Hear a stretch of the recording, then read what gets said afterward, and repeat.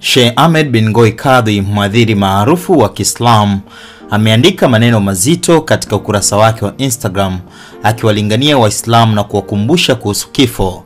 Amesema kuwa baada ya mtu kufikiwa kaburini ndipo safari ya haki huanza. Hapo ndipo maisha ya akhera yanafunguka na maelezo ya huzuni hujitokeza kwa undani. Huu ni wakati ambao hawezi kusema, hawezi kujitetea na hawezi kurekebisha. Muda wa vitendo umeisha, muda wa malipo umeanza. 1. Kuondoka kwa watu kaburini. Wale waliokuja na majonzi, machozi na dua huondoka wakirudi majumbani, lakini wewe unabaki peke yako ndani ya udongo, kimya gizani, pasipo simu, ndugu wala mali. Mtume alisema hakika maiti humsikia yule anayemzika anavyoondoka kwa miguu yake. 2. Kuja kwa malaika wa mitihani, Munkar na Nakir. Wanakuuliza maswali matatu ya msingi: nani Mola wako? Nini dini yako? Nani mtume wako? Wataweza tu kujibu wale waliokuwa wakimtumikia Allah kwa ikhlas. 3.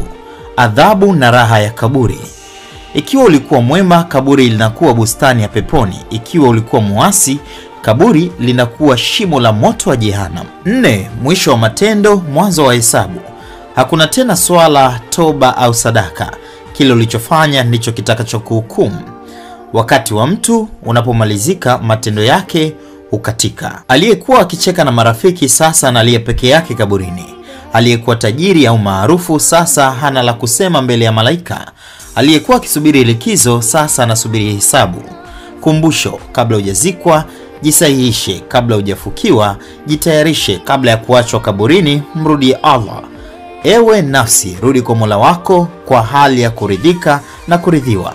Na hapa mimi Ahmed bin Ngoy Kadhi nitaendelea kuwakumbusha ndugu zangu hadi siku nitakapozikwa chini ya ardhi.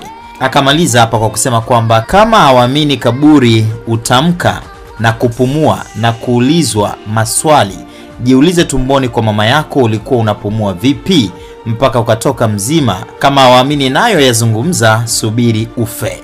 Ni maneno mazito aliyoyaandika Sheikh Ahmed bin Ngoy Kadhi kupitia ukurasa wake wa mtandao wa Instagram.